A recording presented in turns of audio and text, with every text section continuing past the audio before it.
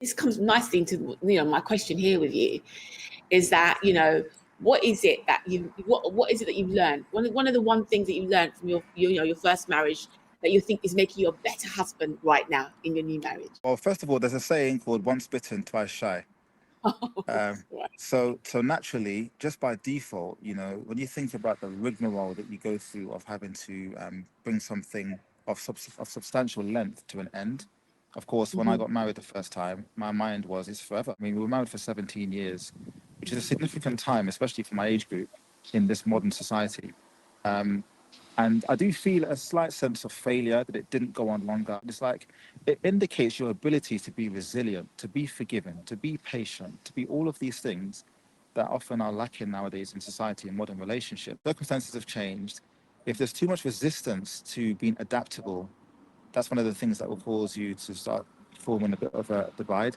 And again, over time, a small degree variation can end up being miles off by the time you get, further down in terms of time. I feel like I'm the problem. If I'm told I'm the problem, if I'm told that I'm too much like this, too much like that, and I'm just being me at my core, I then feel bad that I'm now in the way of your supposed progress in life.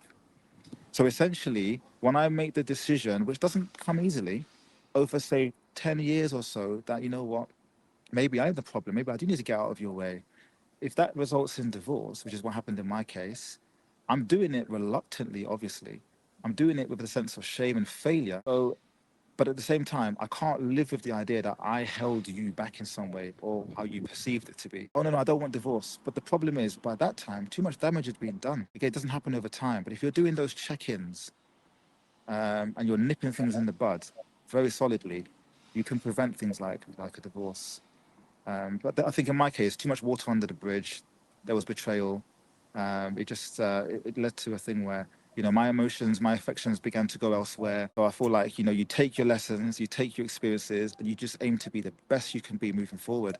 In my case, so Right. my thing is to learn the lessons, learn to be open and honest, learn to be proactive, not reactive.